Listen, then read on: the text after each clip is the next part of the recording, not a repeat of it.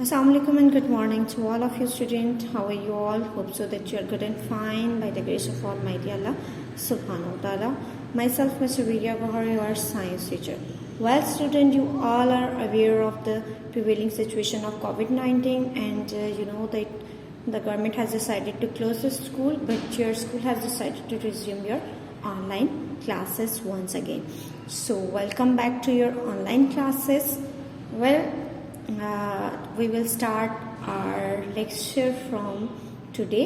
हम आज से ही अपना लेक्चर स्टार्ट करेंगे. So let's open your books, take out your books, open your books. As you know that we are doing reading of the chapter, so open your books, open the chapter. Firstly we will take a recap of the chapter. हम chapter का recap लेंगे and we will take the recap of the topics which we have so far covered. Then we will move forward towards our today's topic. So open your books, open chapter number, that is chapter number 8. We were doing reading of chapter number 8, that is respiration. It's all about energy. Here in this chapter we have so far covered the topic of respiration. We have seen the types of respiration, that is aerobic and anaerobic respiration. We have also seen what happened in aerobic respiration and anaerobic respiration. After that we have covered the topic और difference between respiration and breathing. हमने respiration और breathing का difference देखा था and I have told you the difference. Breathing is a physical process while respiration is a chemical process that is happen in your cell, and in which organelles of the cell it is happen in mitochondria, which is also called the powerhouse.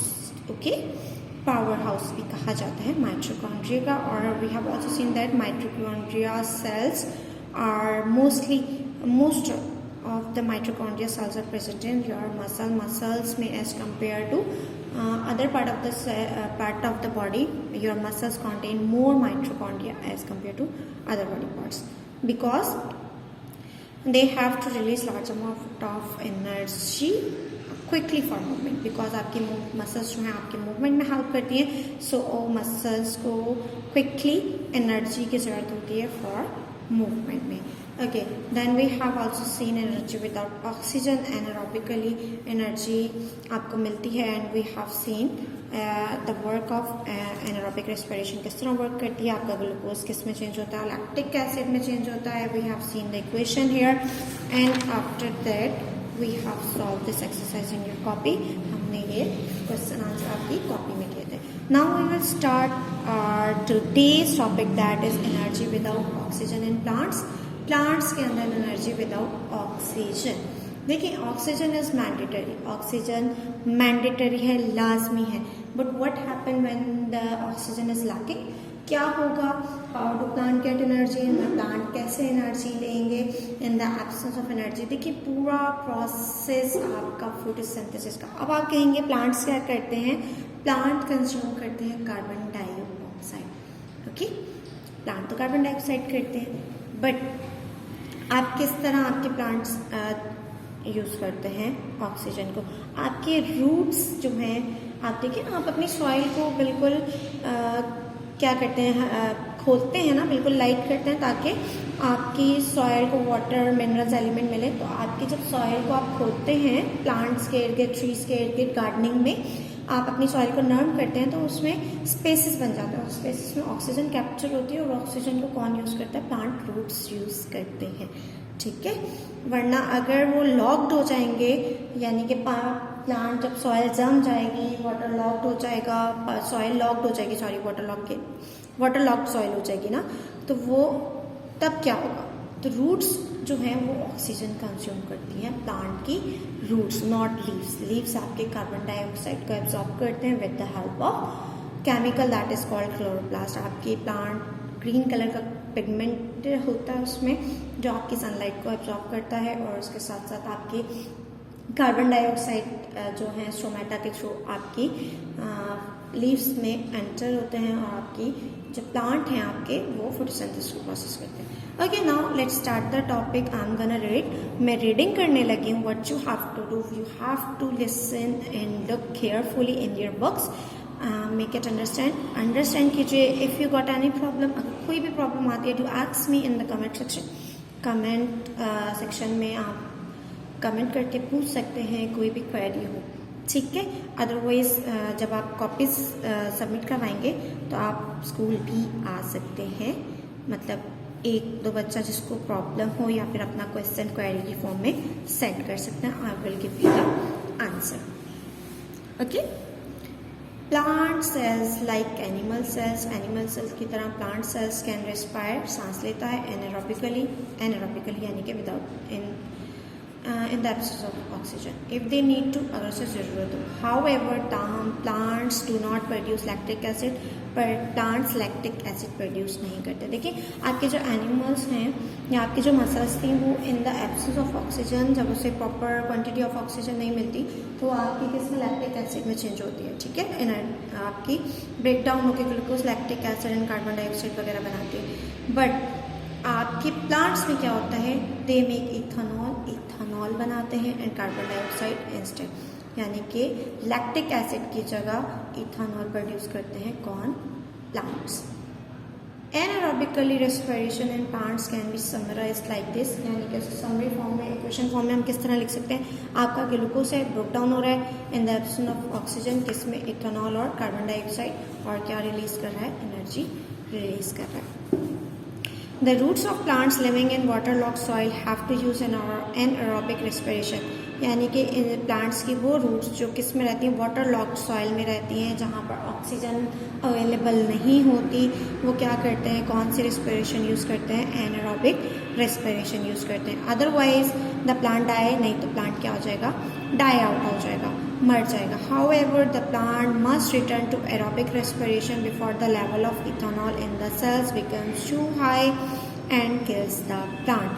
यानी ताहम plant को aerobically respiration की तरफ वापस जाना पड़ता है इससे पहले कि इथेनॉल की जो लेवल है वो प्लांट सेल्स में बहुत ज़्यादा हो जाए, और इथेनॉल की जब लेवल ज़्यादा होगा उसकी वजह से भी प्लांट डाई आउट हो जाता है, मर जाता है, ठीक है. एक लेवल तक ही वो इथेनॉल को बेयर कर सकता है प्लांट, अदरवाइज जब इथेनॉल का लेवल बहुत ज़्यादा हो जाएगा, टू हाई हो जाएगा, तो आपका प्लांट डाई आउट हो जाएगा. ओके. इसमें आपको एग्जांपल्स दी गई है, कौन सी, ईस्ट की एग्जांपल दी गई है, ठीक है, जो एनारोबिकली रेस्पायर करता है. East is a microscopic fungus. East क्या है, आपकी फंगस है, विच कैन रेस्पायर एनारोबिकली, जो एनारोबिकली यानी कि in the absence of oxygen क्या करती है, सांस लेती है, और एरोबिकली दोनों तरह से, ठीक है. डिपेंडिंग ऑन ऑक्सीजन लेवल, किस पे डिपेंड कर रहा है, ऑक्सीजन लेवल पे डिपेंड कर रहा है. व्हेन लिटिल और नो ऑक्सीजन इज प्रेजेंट, जब कम या फिर बिल्कुल ऑक्सीजन प्रेजेंट नहीं होती, yeast break down glucose into ethanol. Yeast क्या करता है, ग्लूकोज को ब्रेक डाउन करता है इथेनॉल में, एंड कार्बन डाइऑक्साइड, और कार्बन डाइऑक्साइड में with the release of energy, उसके साथ साथ क्या रिलीज करता है, एनर्जी रिलीज करता है. A process commonly known as fermentation.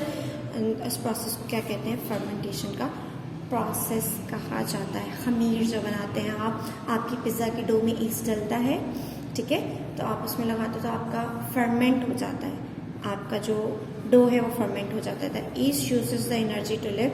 East क्या करता है, एनर्जी को इस्तेमाल करता है जिंदा रहने के लिए, ठीक है.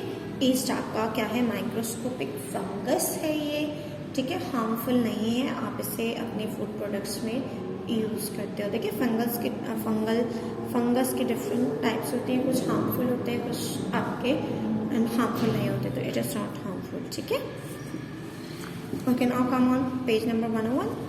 Here if yeast is mixed with glucose, अगर ईस्ट को ग्लूकोज के साथ मिक्स कर दिया जाए, एंड वाटर, एंड ग्लूकोज और वाटर के साथ मिक्स कर दिया जाए, and put in warm place, और उसे गर्म जगह पर रख दिया जाए, it will begins to ferment. वो फर्मेंट खमीर होना शुरू हो जाता है, यानी कि आपका फर्मेंटेशन का प्रोसेस स्टार्ट हो जाता है. A simple experiment to show the fermentation is show in the diagram. Simple fermentation के प्रोसेस को शो किस में किया गया है, डायग्राम में शो किया गया है, इस डायग्राम में. देखिए ईस्ट एंड ग्लूकोज सोल्यूशन को इस ट्यूब में फिल आउट कर दिया गया है, और ये वाटर बाथ है एट 40, यानी कि टेम्परेचर, वार्म टेम्परेचर चाहिए होता है फर्मेंटेशन के लिए, तो उसे टेम्परेचर प्रोवाइड कर दिया गया है. देखिए ईस्ट क्या करेगी, ब्रेक डाउन होगी, किस में ब्रेक डाउन होगी, एथेनॉल, और क्या प्रोड्यूस करेगी, आपका ethanol, carbon dioxide energy produce होगी। अब हमें कैसा पता चल रहा है कि ये मतलब कार्बन डाइऑक्साइड प्रोड्यूस हो रही है, इथेनॉल प्रोड्यूस हो रहा है, ईस्ट ये वाला प्रोसेस कर भी रही है, यानी कि एनारोबिकली रेस्पायर कर रही है और इस तरह एनर्जी प्रोड्यूस कर रही है। तो हम क्या करेंगे, कैल्शियम हाइड्रोक्साइड का सोल्यूशन लेंगे दूसरी ट्यूब में, और इस ट्यूब को कॉक करके उसमें छोटा सा होल कर देंगे ताकि जो गैस हो वो इसी से पास होकर इसमें चला जाए। तो ये सोल्यूशन है, उसमें डिप कर देंगे दूसरा एंड। तो जब कार्बन डाइऑक्साइड कैल्शियम हाइड्रोक्साइड में जाती है तो कैल्शियम हाइड्रोक्साइड ट्रांसपेरेंट होता है। जब इसमें कार्बन डाइऑक्साइड मिक्स आउट होगी तो वो मिल्की वाइट हो जाता है, कार्बन डाइऑक्साइड की प्रेजेंस में मिल्की वाइट होगा, otherwise it will be transparent, वो ट्रांसपेरेंट होगा। तो आपका जब वो सोल्यूशन कैल्शियम हाइड्रोक्साइड सोल्यूशन यानी कि लाइम वाटर जिसे कहते हैं, वाइट इन कलर होता है, ट्रांसपेरेंट इन कलर होता है जैसे आपका पानी होता है। बट जब उसके अंदर से कार्बन डाइऑक्साइड पास होगी तो it will turn into milky, यानी कि जैसे मिल्क का कलर वाइट होता है उस तरह वाइट हो जाएगा। यानी कि it proves that east produce ethanol and carbon dioxide and energy, यानी कि कार्बन डाइऑक्साइड तभी प्रोड्यूस होगी ना जब आपकी ईस्ट रेस्पायर करेगी एनारोबिकली। तो ये उसका प्रूफ है। किस तरह प्रूफ, कि कार्बन डाइऑक्साइड रिलीज हो रही है। कोई एक भी चीज आप अगर डिटेक्ट कर लेते हैं, this mean that's process is happening in this, ठीक है, यानी कि उसमें ये प्रोसेस हो रहा है। As the yeast break down the glucose to release energy, जैसे कि ईस्ट क्या करेगी, ग्लूकोज को ब्रेक करने करेगी एनर्जी रिलीज करने के लिए, carbon dioxide gas is produce, carbon dioxide gas produce होगी। This gas turn the calcium hydroxide lime water milky, वो क्या करेगा, लाइम वाटर जो कैल्शियम हाइड्रोक्साइड का सोल्यूशन है उसको मिल्की कर देगा, यानी कि मिल्क की शेप में फॉर्म में कर देगा, उसका कलर दे देगा उसे। Okay, here's information. Fermentation has been used for hundreds of years for baking and brewing, यानी कि बेकिंग और ब्रेविंग के लिए यूज हो रहा है। आपकी जो ड्रिंक्स बनते हैं, ठीक है, उसमें इस्तेमाल हो रहा है, ठीक है। इन बेकिंग में the carbon dioxide produce make the bread dough rise. आपकी देखिए फर्मेंटेशन में क्या होता है, आपकी डो जो होती है स्वेल कर जाती है, फूल जाती है। किसकी वजह से फूलती है, कार्बन डाइऑक्साइड बबल अप होकर उसमें आती है, जिसकी वजह से आपकी डो फूल जाती है, जैसे खमीर बन जाता है। आप कहते हो आपकी डो, आप पिज़्ज़ा के लिए डो प्रिपेयर करते हो तो आप नॉर्मल प्लेन आटा रखते हो, लेकिन जब वो खमीर होता है उसमें ईस्ट मिलाई जाती है, तो वो आपकी अगर एक बाउल में रखी है फुल किया हुआ बाउल का, तो वो आपकी डो बाउल से बाहर आ जाएगी। क्यों फर्मेंट हो जाएगी, किस वजह से होती है, कार्बन डाइऑक्साइड डो को राइज करती है। Okay, here is the question of test yourself. Okay, यहाँ पर टेस्ट योर सेल्फ के कुछ क्वेश्चन दिए गए हैं। Let's check the question. What do plant produce instead of lactic acid during anaerobic respiration. Plant क्या प्रोड्यूस करते हैं लैक्टिक एसिड की जगह एनारोबिक रेस्पिरेशन में। Write word equation for anaerobic respiration in plants. Plants के अंदर एनारोबिक रेस्पिरेशन की equation लिखें। What is another name of anaerobic respiration in plants. Plants में एनारोबिक रेस्पिरेशन का दूसरा नाम क्या है। लिस्ट 3 थिंग्स, 3 चीज़ों के नाम लिखें that yeast need to ferment, जो ईस्ट को ज़रूरत होती है फर्मेंट करने के लिए, फर्मेंटेशन का प्रोसेस करने के लिए, ठीक है। एक्सप्लेन करें why it is not good idea to water pot plant too often.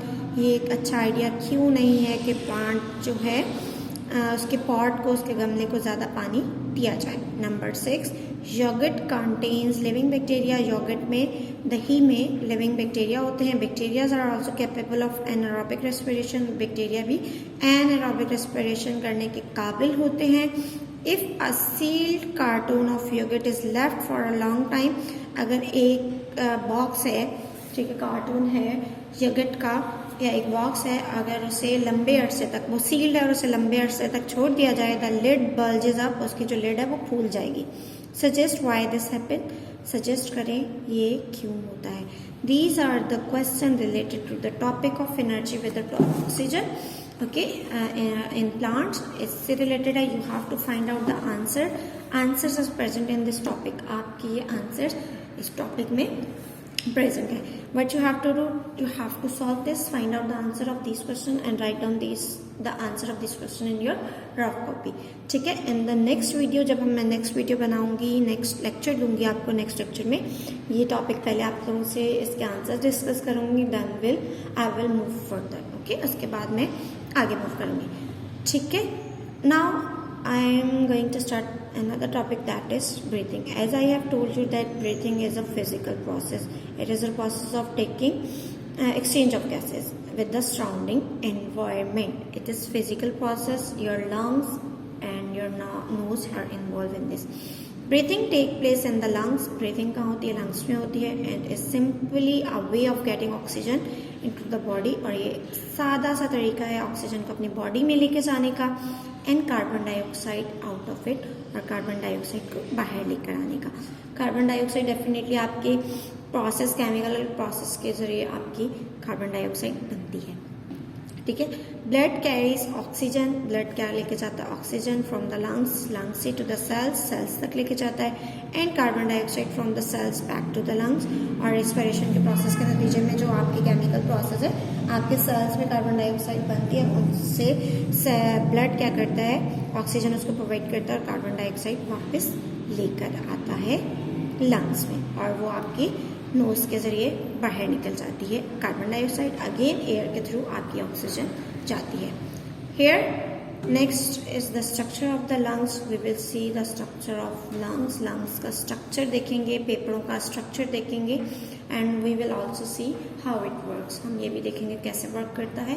इंशाल्लाह I will attach video in the next lecture. मैं नेक्स्ट लेक्चर में इसकी आपकी स्ट्रक्चर ऑफ लंग्स और उसके साथ वर्क कैसे करता है, किस तरह एक्सचेंज ऑफ गैसेज होती हैं, वो मैं आपको एनिमेटेड वीडियो शो करूंगी इसकी. ठीक है. Now continue the reading. The lungs are two elastic pouches. Two elastic यानी कि इलास्टिसिटी होती है, रप्चर नहीं होते, फूलते हैं, सुकड़ते हैं, फूलते हैं, सुकड़ते हैं, अपनी शेप रिगेन करते हैं. Elasticity. Lying inside the ribs. कहाँ मौजूद होते हैं? रिब्स के इनसाइड होते हैं.